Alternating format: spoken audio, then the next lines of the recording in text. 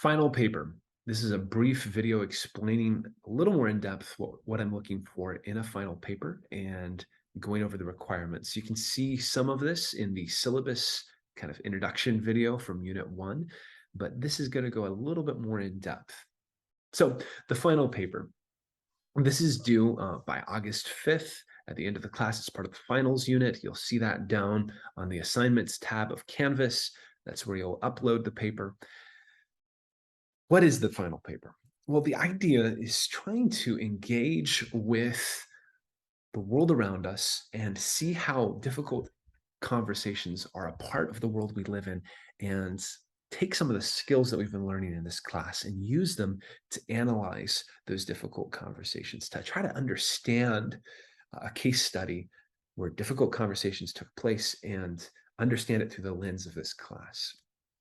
So in many ways, this is a capstone of the class. It's taking what you've learned and applying it here. So each student's going to write an individual final paper, and you're considering a historical or current event dealing with challenging conversations. So this can be something recent in the news. It could be something from the 1970s. You could go back to the Bay of Pigs and the fiasco that happened with that during the JFK administration. You could look at things that are unfolding currently in the world around us. There was recently a news story of a 101-year-old man who was convicted of aiding and abetting the Nazis in World War II. This is over in Germany, and the sentencing just came through. He was sentenced to several years in prison. He's 101 years old. What kind of difficult conversations surround that situation? Maybe you could look into family communication and this news coming out about this person, or the person was frequently hiding their face behind a folder so that the news media couldn't see them. You could be looking at difficult conversations that the lawyer had to have with his client, right? You could be focusing on something recent like that, or something from the past. But really, what you need to make sure that you're doing is choosing something where you can find examples of difficult conversations. What kind of conversations go on behind the event that you're looking at?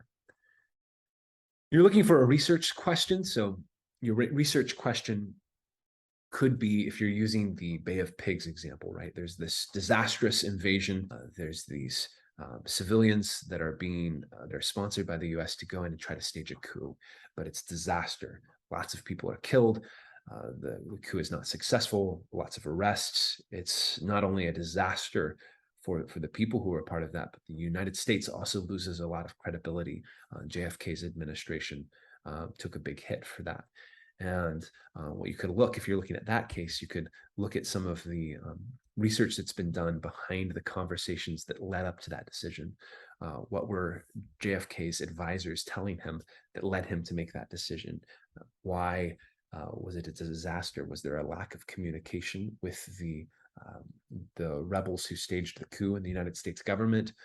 Was it a lack of intelligence conversations, right? Like, did the CIA make some mistakes that weren't ever communicated? What happened afterwards? How did the administration learn from that and then take steps and maybe have some difficult conversations to change things and not repeat that mistake in the future, right? So there are a bunch of different things that happen behind the scenes, conversations that happen behind the scenes, and your research question should kind of encapsulate what is interesting to you about that situation. So if you're writing about the Bay of Pigs, you can ask, what kind of conversations did John F. Kennedy's staff not have with him that would have helped him make a better decision? Could be something like that. Lots of different ways you can do this, but you should choose something that you're interested in. One idea is to choose something related to your field of study. If you're in healthcare, you could be looking at the COVID-19 pandemic. If you are in business, you could be looking at the way that housing market prices kind of did the roller coaster right back in 2008. What kind of conversations did not happen around that, or did happen around that? Right, a lot of different directions you could go, but I encourage you, do something that's interesting to you, something you're passionate about, something that makes your curiosity start turning, right? Um, so your research question should come from something you're curious about. Then you need to support that with reputable news sources. So like the New York Times, the Washington Post, the Guardian, you're going and you're looking for someone who's telling the story about the case study that you're interested in.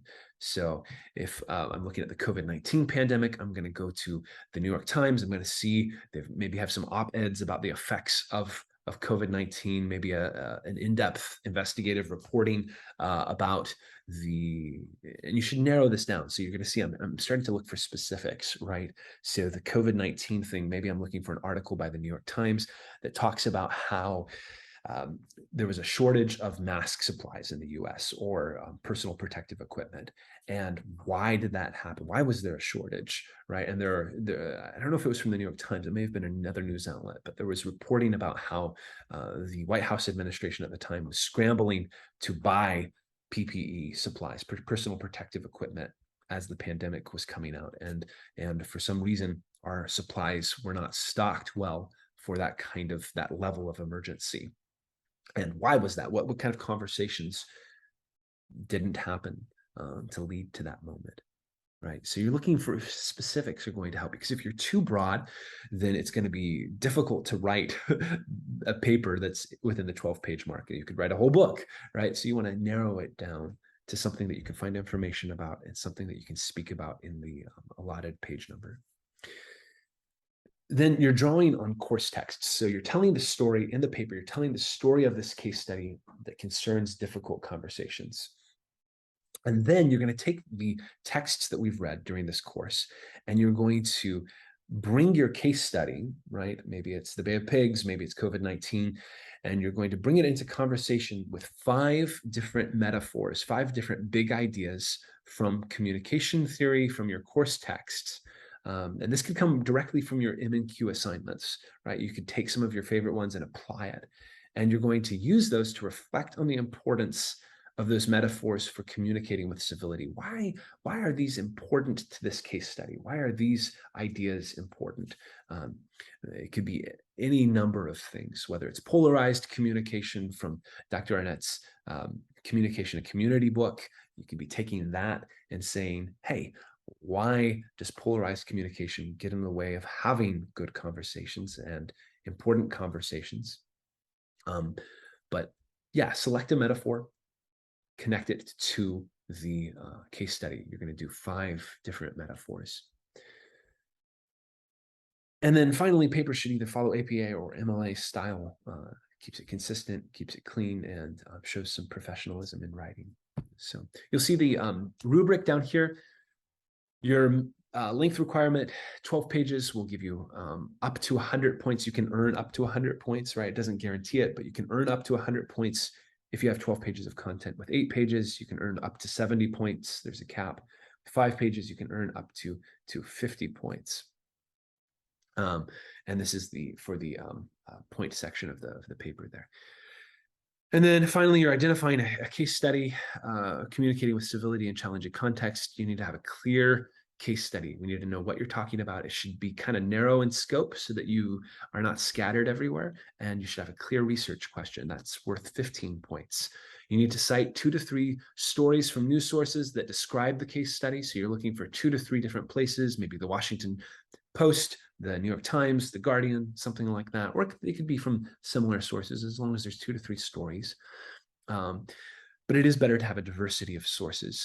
Then you're identifying the 5 metaphors with clear reference to course texts that relate to the case study and reflect on implications for communicating with civility. So you're not just listing the metaphors, you're also kind of doing some reflection on why they're important. We need to have that as well as identifying them.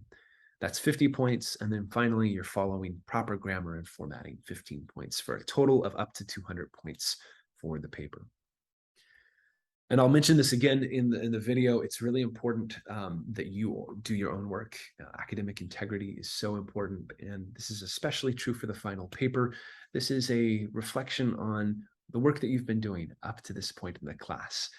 and you get to draw on all the hard work that you've done, and you get to show that, demonstrate that to me. It is so important that you not plagiarize your own work that you've done in the past. So you can't go back to past papers and lift from that. And it's also important that you not plagiarize from other people, because this is a reflection of you and the work that you've done in this course. And you'll see it in our academic integrity policy. There's a step of things that will happen if there is any violation of that policy. We do check all the papers to make sure that they are your work, original work, and I'm looking forward to see what you write and where this assignment takes you. There will be office hours throughout the course. Those are a great time for you to come in and talk about your paper, talk about the topic that you have for the paper. I want to check in with you and hear what you're doing. I'll be sending out more communication as we get closer so that I can hear what your topic is for your final paper. All right. Thank you, and reach out if you have questions.